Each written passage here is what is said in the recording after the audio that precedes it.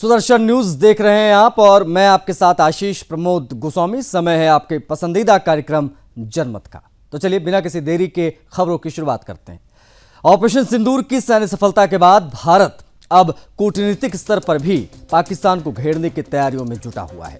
सरकार ने इस अभियान को वैश्विक मंच तक पहुंचाने की रणनीति बनाते हुए सर्वदलीय सांसदों के 7 प्रतिनिधि मंडलों को 32 देशों के दौरे पर भेजने का फैसला किया। ये आप सभी जानते हैं। देखिए, इन डेलीगेशन का उद्देश्य आतंकवाद को संरक्षण देने वाले पाकिस्तान को बेनकाब करना है। ऑपरेशन सिंदूर के जरिए भारत की निर्णायक कार्रवाई को अंतर्राष्ट्रीय समुदाय के समक्ष मजबूती से प्रस्तुत भी ये तमाम सांसद करेंगे। देखिए, इन प्रतिनिधि मंडलों में विभिन्न राजनीतिक दलों के सांसदों के साथ साथ पूर्व मंत्री और पूर्व राजनयिक भी शामिल हैं। विदेश रवाना होने से पहले सभी सांसदों को विदेश सचिव विक्रम मिस्री ब्रीफ कर रहे हैं ताकि वो हर मंच पर भारत का आधिकारिक रुख बहुत मजबूती के साथ रख पाएं। विक्रम मिस्री ऑपरेशन सिंदूर के दौरान भी कर्नल सोफिया कुरैशी और विंग कमांडर व्योमिका सिंह के साथ लगातार प्रेस ब्रीफिंग कर रहे थे। पहले चरण की ब्रीफिंग 20 मई को संसद भवन में आज हो चुकी है। इसमें श्रीकांत शिंदे, कनिमोझी और संजय झा के नेतृत्व वाले 3 डेलीगेशंस को ब्रीफ किया गया।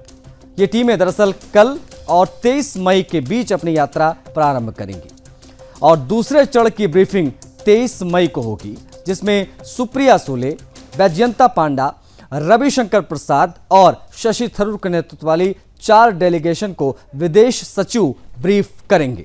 ये चारों टीमें 23 से लेकर 25 मई तक विदेश यात्रा पर रवाना होंगी।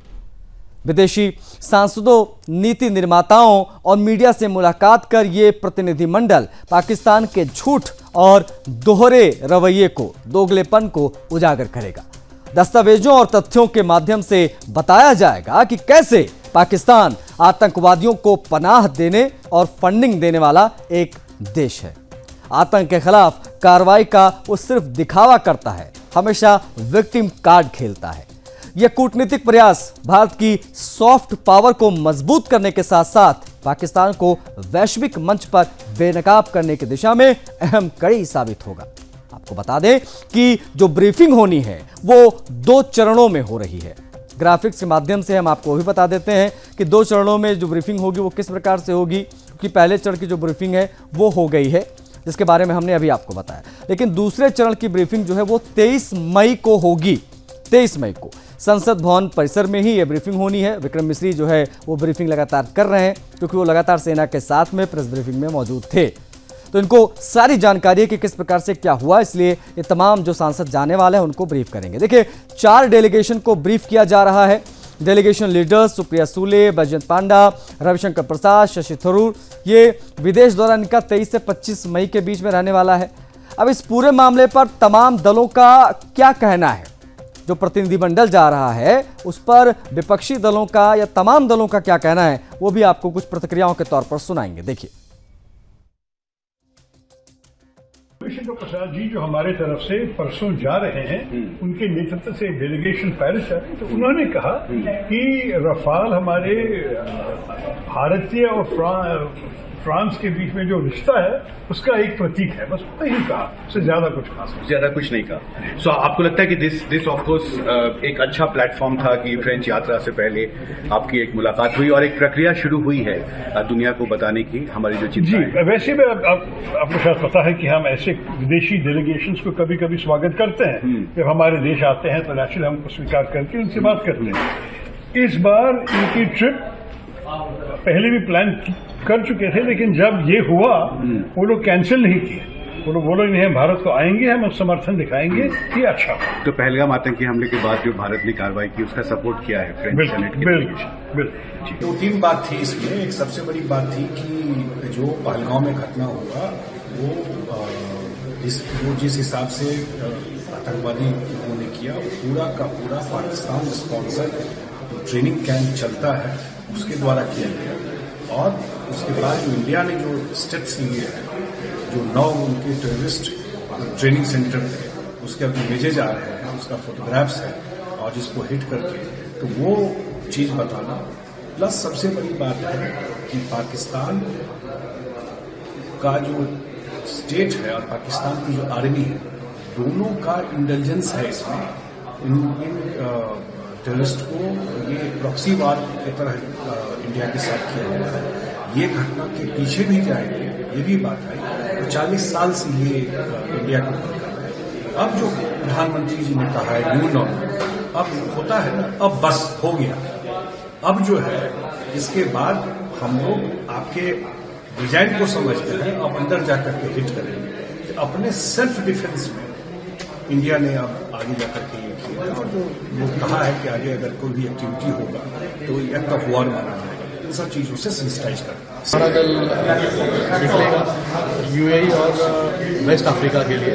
माननीय मोदी जी के नेतृत्व में ये डेलीगेशन, सातों के साथ डेलीगेशन अलग अलग देशों में जा रहे हैं। हमारे देश का, भारत का स्टैंड बताएं और यहाँ पर एमईए के माध्यम से हर एक देश को ब्रीफिंग की गई और उसी तरीके से हमारा स्टैंड टेररिज्म पे क्या है, किस प्रकार से इतने सालों तक भारत जो टेररिज्म के खिलाफ लड़ रहा है उसके बारे में यहाँ पर ब्रीफिंग की गई। मुझे लगता है कि बहुत यूजफुल थी। इसका इस्तेमाल जो है जहाँ जहाँ हम लोग जाएंगे वहाँ वहाँ होगा। तो पहले चरण की जो ब्रीफिंग हुई, ब्रीफिंग से निकले सांसद जो प्रतिक्रिया दे रहे थे वो हमने आपको दिखाया। बढ़ेंगे आगे। देशभक्ति की आड़ में देशद्रोह अब नहीं चलेगा ये ढोंग। जब दिखावा देश प्रेम का हो और असलियत गद्दारी की, तब सवाल पूछना जरूरी हो जाता है। नमक भारत का लेकिन नीयत पाकिस्तान की। अब नहीं बचेगा कोई भी गद्दार। एक social media star, YouTuber, travel blogger और अब सामने आई एक ऐसी सच्चाई जिसने पूरे देश को झकझोर दिया। हम बात कर रहे हैं हरियाणा की जासूस ज्योति मल्होत्रा की, जो पाकिस्तान के लिए जासूसी कर रही थी। सवाल यह है कि कौन है असली दुश्मन? वो जो सीमा पार बैठा है या वो जो कैमरे के सामने देश की प्रशंसा करता है लेकिन कैमरे के पीछे देश की गोपनीय जानकारियां आईएसआई को भेजता है? वीडियो में देश प्रेम का दिखावा लेकिन पर्दे के पीछे सौदा। वही महिला जो सोशल मीडिया पर खुद को देशभक्त दिखाती थी, अब खुलासा हुआ तो पैरों तले जमीन खिसक गई। पाकिस्तान हाई कमीशन के अधिकारियों से लगातार संपर्क में थी, जिसे पाकिस्तान में वीआईपी ट्रीटमेंट मिलता था, जो मरियम नवाज जैसे नेताओं का इंटरव्यू कर रही थी, जो पाकिस्तानी पार्टियों में घूमती थी, जिसे आईएसआई एजेंट्स ने ट्रेनिंग दी, जो पाकिस्तान और चीन की यात्राएं कर रही थी। क्या यह सब महज इत्तेफाक है क्या? नहीं, ये एक संगठित गद्दारी का पूरा नेटवर्क है। और इस नेटवर्क के तार कहां तक जुड़े हैं? हरियाणा, पंजाब, दिल्ली, ये तमाम जगह हैं जहां से तमाम जासूस पकड़े गए हैं। आपको बता दें, अब जांच एजेंसियां ये भी देख रही हैं कि इस नेटवर्क की पहुंच किन किन संवेदनशील जगहों तक थी। क्या अब सोशल मीडिया पर फॉलोअर और व्यूज के नाम पर कोई भी एजेंडा चलाया जा सकता है क्या? इंस्टाग्राम फॉलोअर इसके 1,32,000, यूट्यूब सब्सक्राइबर 3,77,000, लेकिन काम क्या? भारत के खिलाफ डिजिटल जासूसी का काम। अब बड़ा सवाल यह है कि कितने ज्योति, कितने दानिश हमारे बीच हैं, हमारे आपके साथ रहते हैं लेकिन काम पाकिस्तान के लिए करते हैं, जो भारत की जमीन पर रहकर उसी के खिलाफ षड्यंत्र रच रहे हैं। कौन है लोग इन्हें जो फंडिंग करते हैं? क्या ये सिर्फ एक महिला की गद्दारी है या इसके पीछे पूरा नेटवर्क है? अब जवाब चाहिए। इनकी फंडिंग कहां से हो रही है? इनकी पहुंच भारत के किन किन स्थानों तक है? क्या सोशल मीडिया अब देश के दुश्मनों का नया मैदान बनता जा रहा है क्या? भारत अब चुप नहीं बैठेगा, यह भी समझना बहुत जरूरी है इन जासूसों को। प्रधानमंत्री मोदी पहले ही कह चुके हैं कि आतंकवाद और उसके मददगारों को मिट्टी में मिला देंगे। और अब जो भारत में बैठकर भारत से गद्दारी करते हैं उनके लिए सिर्फ एक जगह है और वो है जेल। इसी पर एक स्पेशल रिपोर्ट आपको दिखाएंगे।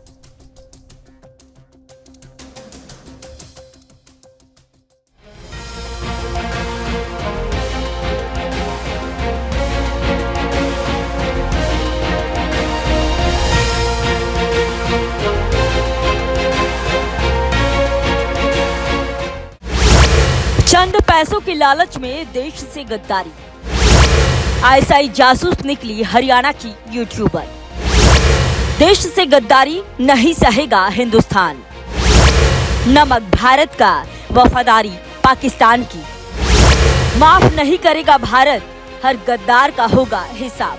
हरियाणा के हिसार की रहने वाली ज्योति मल्होत्रा को लेकर रोज नए नए खुलासे हो रहे हैं।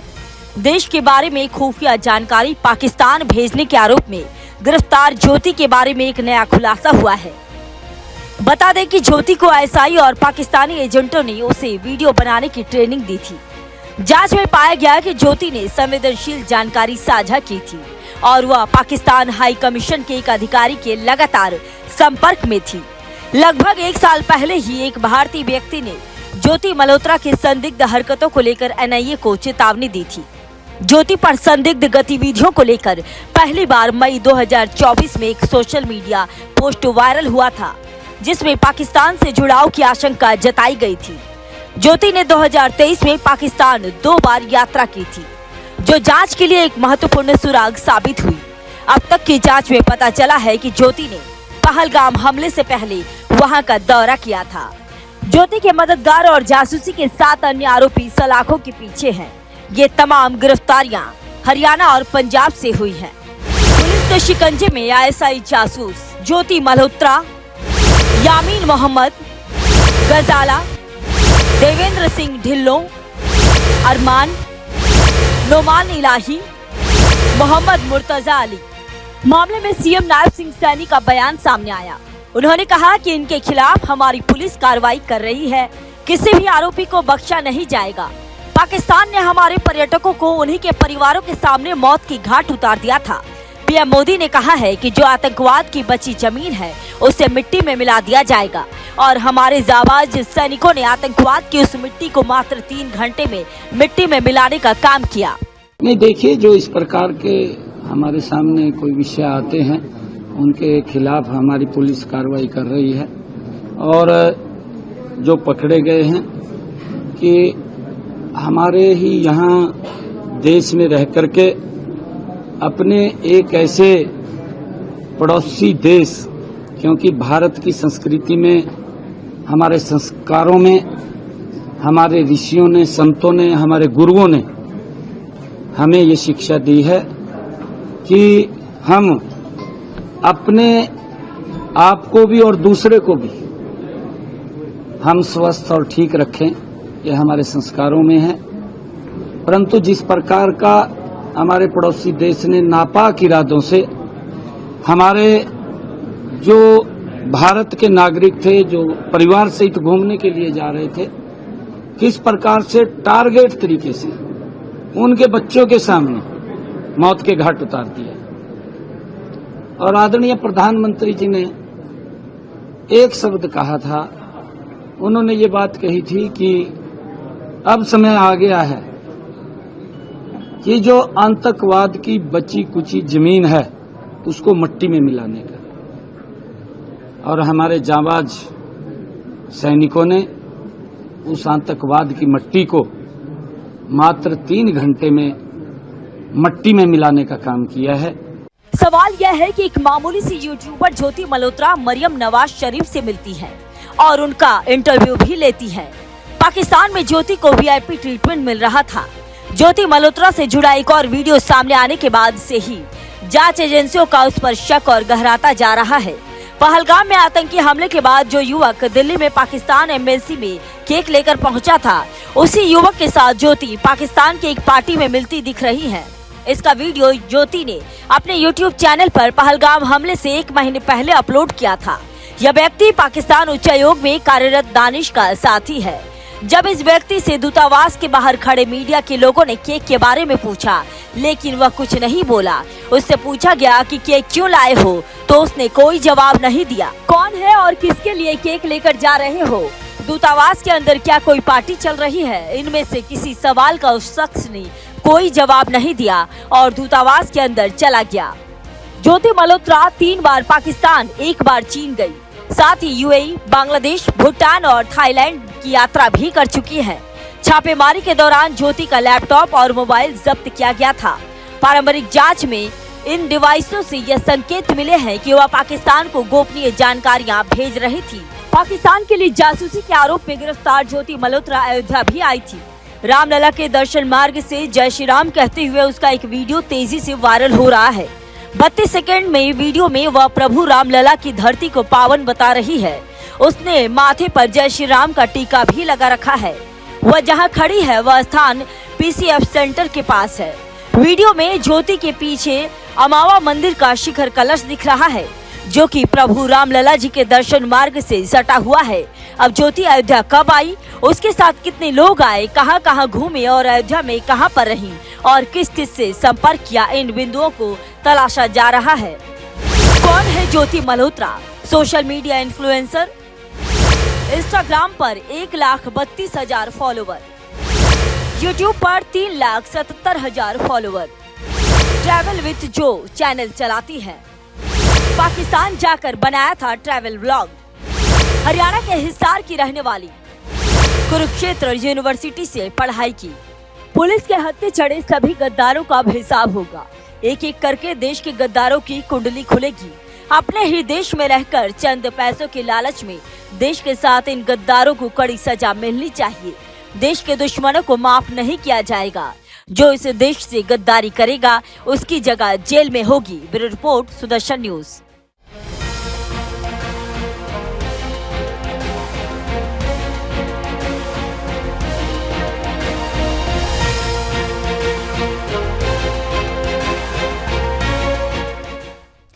जब अपनी ही जुबान दुश्मन के काम आ जाए तो उसे क्या कहेंगे? मजबूरी या साजिश? पाकिस्तान की संसद में बैठे लोग अब राहुल गांधी को कोट कर रहे हैं कि क्या यही नया सेकुलरिज्म है? सुनिए, समझिए और याद रखिए। जिस तरह से पाकिस्तान के न्यूज चैनल, उसके पूर्व राजनयिक और यहां तक कि ISPR यानी पाकिस्तानी सेना का प्रचार विभाग राहुल गांधी की क्लिपिंग दिखाकर भारत को नीचा दिखा रहा है, ये किसी को भी हिलाकर रख देने वाला है। सवाल यह है कि राहुल गांधी का दर्द भारत के लिए है या पाकिस्तान के लिए है? जब भारत की सेना आतंकवादियों को चुन चुन कर मारती है तो राहुल गांधी सवाल पूछते हैं कि बताओ हमला क्यों किया। जब भारत विदेशी मंचों पर अपनी ताकत दिखाता है तो कांग्रेस कहती है कि यह सब चुनावी नौटंकी है। सिंदूर का सौदागर कहकर राहुल के सहयोगी पवन खेड़ा ने भारतीय सेना और विदेश नीति का मजाक बनाकर रख दिया। क्या सिंदूर अब सौदेबाजी का प्रतीक बन गया है क्या कांग्रेस के लिए? क्या देश की रक्षा के निर्णय अब राजनीतिक चाल कहलाएंगे? लेकिन देश जानता है, समझिए, देश जानता है आज सवाल पूछने की नहीं, साथ खड़े होने की आवश्यकता है। आज राहुल गांधी और कांग्रेस का नैरेटिव पाकिस्तान की सेवा में लगा दिखाई दे रहा है। वो पाकिस्तान जिसने कश्मीर में आतंक फैलाया, वो पाकिस्तान जिसको सेना ने कारगिल में धोखा दिया, कारगिल में हमारी सेना ने उनको घुसकर मारा, वो पाकिस्तान जो आज भी पीओके में आतंकी लॉन्च पैड चला रहा था, जिसको हमने अभी नेस्तोनाबूद किया। और उसी पाकिस्तान की मीडिया आज क्या कह रही है, देखिए। राहुल गांधी भी हमारी बात कर रहे हैं। शर्मनाक है ये गिरावट। कांग्रेस, अब आप पर सवाल है, क्या आप सच में विपक्ष की भूमिका निभा रहे हैं या भारत विरोधियों का मुखपत्र बन चुके हैं? क्या आपको देश की विदेश नीति की ABCD भी समझ आती है कि नहीं? या फिर आपकी राजनीति सिर्फ मोदी विरोध तक आकर सिमट जाती है? भले ही उसके लिए देश को भी कटघरे में क्यों ना खड़ा करना पड़े, लेकिन आप पीछे नहीं हटते। भारत की जनता मूर्ख नहीं है, वो जानती है कि असली हीरो वे हैं जो LOC पर तैनात रहते हैं। असली गौरव वे हैं जो ऑपरेशन सिंदूर को अंजाम देते हैं। इसी पर एक स्पेशल रिपोर्ट आपको जनमत में हम दिखा रहे हैं, देखिए। सुनो सुनो सुनो, पाकिस्तान को मिल गया है नया हीरो और वो है भारत के कांग्रेस शहजादे राहुल गांधी। जी हां, आप बिल्कुल सही सुन रहे हैं। अब राहुल गांधी सिर्फ भारत ही नहीं बल्कि पाकिस्तान में भी जमकर सुर्खियां बटोर रहे हैं। पाकिस्तान के चैनल हो, अखबार हो, हर जगह राहुल गांधी की बातें ही चल रही हैं। पाकिस्तान की आवाम से लेकर उसके हुक्मरान तक सब राहुल गांधी के बयानों को कोट कर रहे हैं ताकि दुनिया को दिखाया जा सके कि भारत सवालों के घेरे में है और ये सब शुरू हुआ है राहुल गांधी के उस सवाल से जो उन्होंने विदेश मंत्री एस जयशंकर से पूछा। कितने भारतीय तैयारे तबाह हुए। भारतीय ऑपोजिशन लीडर राहुल गांधी का मोदी सरकार से एक बार फिर सवाल। भारतीय वजीर खारजा जयशंकर के इस दावे पर कि भारत ने पाकिस्तान को हमलों की पेशगी इत्तला दी थी।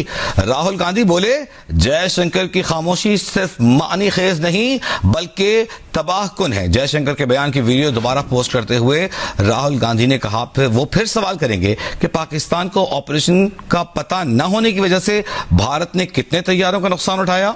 मुबारक हो इटली के नाती, आपने अपने लिए भी और पाकिस्तान के लिए भी आपदा में अवसर निकाल ही लिया। कांग्रेस नेता पवन खेड़ा ने भी बीजेपी पर हमला करते हुए सिंदूर के सौदागर जैसी विवादित टिप्पणी कर दी और विदेश मंत्री से वही सवाल दोहराए जो राहुल गांधी ने उठाए थे। तो निशाने पाकिस्तान के और भी हकदार हैं।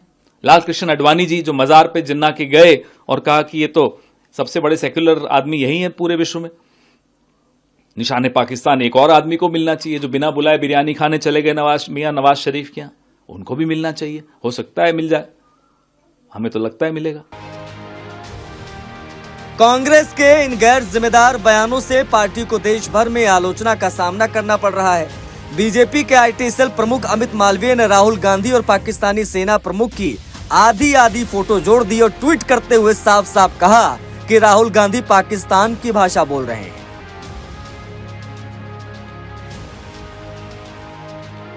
और अब कांग्रेस को अमित मालवीय के ट्वीट से मिर्ची भी लग रही है। सुनिए क्या कहने लगे इसके बाद कांग्रेसी नेता। और उसके बाद जयशंकर इस तरह का बयान दें जो पाकिस्तान में और पूरे देश में पूरे विश्व में हमारी हंसी उड़ रही है। इसलिए राहुल गांधी बार बार कह रहे हैं कि आप जवाब दीजिए इस फॉरवार्निंग से। ये जो आपने पहले ही पाकिस्तान को बता दिया, इससे देश को क्या नुकसान हुआ, यह हमारा लिए जानना बहुत जरूरी है। देश के कितने हवाई जहाज गिरे, देश को क्या नुकसान हुआ और कितने आतंकी बच के भाग गए, ये जानना हम सबके लिए बहुत जरूरी है। आप देश खैर, अब हैरानी की बात तो यह है कि जिन मुद्दों पर कांग्रेस और राहुल गांधी सस्ती राजनीति कर रहे हैं उनका उन्हें मूलभूत ज्ञान तक नहीं है कि जब नॉन मिलिट्री टारगेट पर हमला होता है तो अंतर्राष्ट्रीय नियमों के तहत सामने वाले देश को जानकारी देनी होती है। आज पूरा देश विदेश मंत्री एस जयशंकर के साथ खड़ा है, ये कहते हुए कि भारत छिपकर नहीं बताकर और घुसकर मारता है और जब जरूरत पड़ेगी तो फिर से घुसकर मारेगा। आज भले ही राहुल गांधी पाकिस्तान के हीरो बन जाएं, लेकिन देश की जनता जानती है कि असली हीरो वो हैं जो भारत की अस्मिता की रक्षा करते हैं, ना कि उसके सम्मान को दुनिया के सामने सवालों के कटघरे में खड़ा करते हैं। Bureau report, Sudarshan news. तो पूर्ण खबरें अभी हम आपको और दिखाएंगे। उत्तराखंड की धामी सरकार ने एक ऐतिहासिक फैसला लिया है। ऐसा फैसला जो केवल एक राज्य की नीति नहीं बल्कि राष्ट्र की नीति बननी चाहिए। अब उत्तराखंड के 451 मान्यता प्राप्त मदरसों में ऑपरेशन सिंदूर पढ़ाया जाएगा। जी हां, वही ऑपरेशन सिंदूर जिसमें भारतीय सेना ने दुश्मनों के दांत खट्टे कर दिए, देश को गर्व और दुनिया को संदेश दे दिया कि भारत अब सिर्फ सुनता नहीं है, जवाब देना भी जानता है। लेकिन सवाल यह है कि क्या यह फैसला सिर्फ उत्तराखंड तक सीमित रहना चाहिए क्या? बिल्कुल नहीं। जब राष्ट्र विरोधी नारे जामिया और एएमयू जैसे संस्थानों से गूंजते हैं तो क्या वहां ऑपरेशन सिंदूर की गूंज नहीं सुनाई देनी चाहिए? जब कुछ प्रोफेसर अपने क्लासरूम को एजेंडा सेंटर बना देते हैं, जब बच्चों को दी जा रही मजहबी शिक्षा उन्हें देश के खिलाफ सोचने पर मजबूर करती है, तो वहां राष्ट्रवाद की लौ क्यों ना जलाया जाए? कौन जलाएगा? ऑपरेशन सिंदूर सिर्फ एक सैन्य अभियान नहीं है, यह राष्ट्र के माथे का सिंदूर है। यह उन 1.4 अरब भारतवासियों का गर्व है जिन्होंने देखा कि कैसे भारत ने अपने वीर जवानों के दम पर आतंक के अड्डों को ध्वस्त कर दिया। और अफसोस इस बात का है कि इसी ऑपरेशन सिंदूर को लेकर देश के भीतर से सवाल उठने लगे हैं, पाकिस्तान की भाषा लोग बोलने लगे हैं। इन घर के गद्दारों ने सोशल मीडिया पर झूठ, नफरत और नकारात्मकता फैलाई है और क्या कुछ नहीं हुआ। गिरफ्तारियां भी हुई, सैकड़ों गद्दार सलाखों के पीछे पहुंच गए हैं जिन्हें अपने मजहब के नाम पर देश से नफरत करना सिखाया गया। उन्हें अब ऑपरेशन सिंदूर से देशभक्ति सिखाना होगा। शुरुआत उत्तराखंड से हुई है।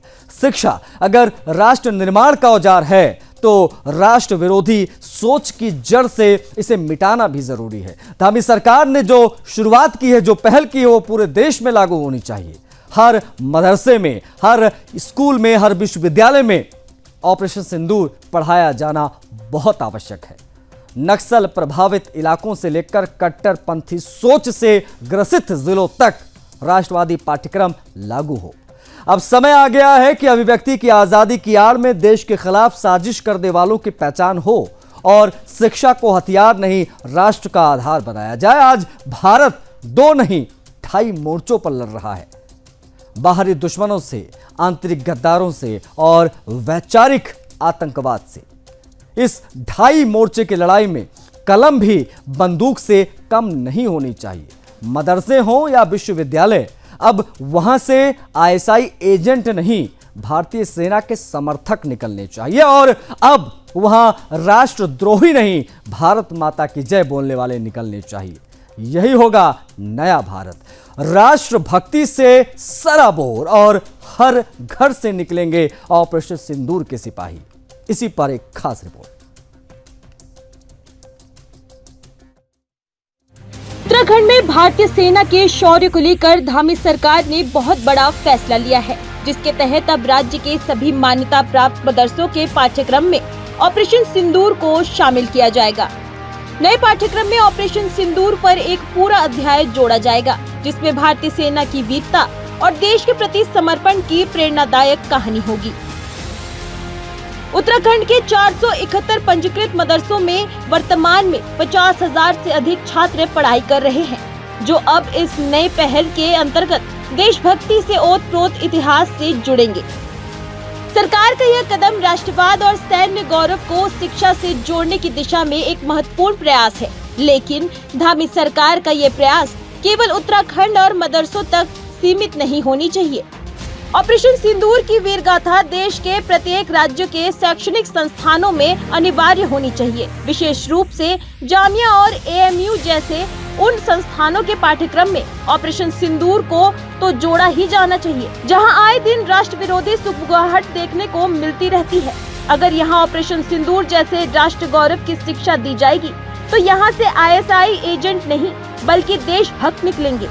आज भारत 2.5 मोर्चा पर लड़ाई लड़ रहा है। हिंदुस्तान आज पाकिस्तान और चीन के साथ साथ देश के भीतर छिपे उन गद्दारों से भी लड़ रहा है, जो अपने घरों और मदरसों में बचपन से मिली महजबी शिक्षा के कारण भारत के लोगों को अपना शत्रु और पाकिस्तान को अपना यार मान लेते हैं। ये भारत में छिपे वही गद्दार हैं, जिन्होंने ऑपरेशन सिंदूर जैसे शौर्य गाथा पर सवाल खड़े किए थे। उत्तर प्रदेश पुलिस ने ऑपरेशन सिंदूर को लेकर सोशल मीडिया पर भ्रामक और राष्ट्र विरोधी सामग्री फैलाने के आरोप में 40 सोशल मीडिया खातों के खिलाफ एफआईआर दर्ज कर 25 आरोपितों को गिरफ्तार किया था। ऑपरेशन सिंदूर पर भारत की आलोचना और पाकिस्तान का समर्थन करने के आरोप में अब तक आसाम से 71 गद्दारों को गिरफ्तार किया जा चुका है। मध्य प्रदेश से लेकर मेघालय और छत्तीसगढ़ से लेकर कर्नाटक तक ऑपरेशन सिंदूर पर टिप्पणियों को लेकर पुलिस अब तक ढेरों गद्दारों को गिरफ्तार कर चुकी है। जम्मू कश्मीर पुलिस के काउंटर इंटेलिजेंस विंग ने हिलाल मीर उर्फ हिलाल साकी नामक एक पूर्व पत्रकार को गिरफ्तार किया, जो ऑपरेशन सिंदूर पर सोशल मीडिया पर भड़काऊ और चरमपंथी सामग्री पोस्ट कर देश की नकारात्मक छवि पेश कर रहा था और युवाओं में अगलवादी विचारधारा फैला रहा था। वहीं हरियाणा पुलिस ने इसी आरोप में अली खान को गिरफ्तार किया, जो पेशे से प्रोफेसर है। इसी प्रकार के जिहादी प्रोफेसर आज जामिया और एएमयू जैसे संस्थानों में गद्दार तैयार कर रहे हैं, जिन जिहादी गद्दारों को पहलगाम हमले का जश्न मनाते हुए भी देखा जा चुका है। ऐसे में देश में गद्दारी का बीज बोने वाली ऐसी शैक्षणिक संस्थानों में ऑपरेशन सिंदूर जैसे राष्ट्रवाद से ओतप्रोत ऐसे ढेरों पाठ्यक्रम अनिवार्य होनी चाहिए, ताकि भविष्य में देश में जिहादी नहीं राष्ट्रवादी पैदा हो, गद्दार नहीं देशभक्त पैदा हो। Bureau report, Sudarshan news.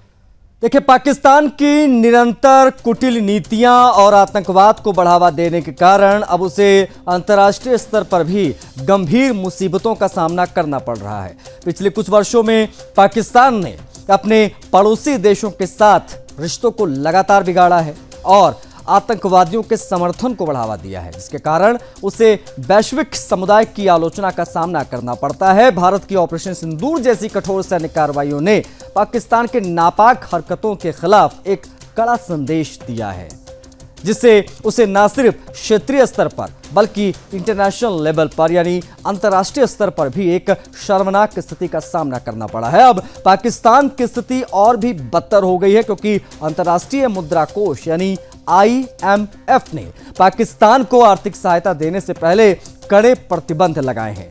IMF की ओर से 11 नई शर्तें लागू कर दी गई हैं। पाकिस्तान की आर्थिक स्थिति को अब ये शर्तें और ज्यादा दयनीय बना सकती हैं। ये शर्तें पाकिस्तान की रक्षा नीति और आतंकवाद को बढ़ावा देने की प्रवृत्ति को स्पष्ट रूप से इंगित करती हैं, क्योंकि पाकिस्तान अब अपनी गिरती अर्थव्यवस्था को सुधारने के बजाय अपने रक्षा बजट और आतंकवादी गतिविधियों पर खर्च बढ़ा रहा है।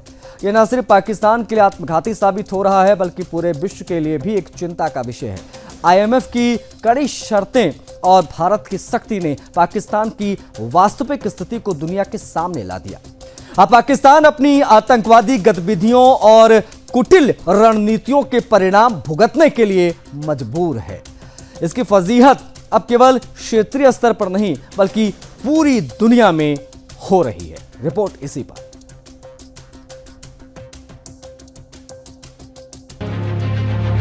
के तौर पर देखा,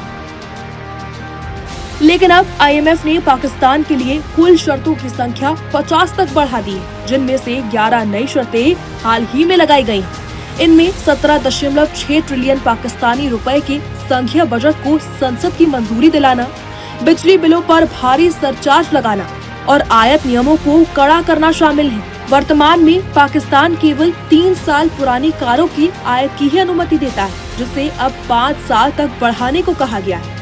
इसके अलावा सरकार को 2035 तक स्पेशल टेक्नोलॉजी जोन और इंडस्ट्रियल पार्कों के लिए सब्सिडी खत्म करने का रोड मैप भी तैयार करना होगा।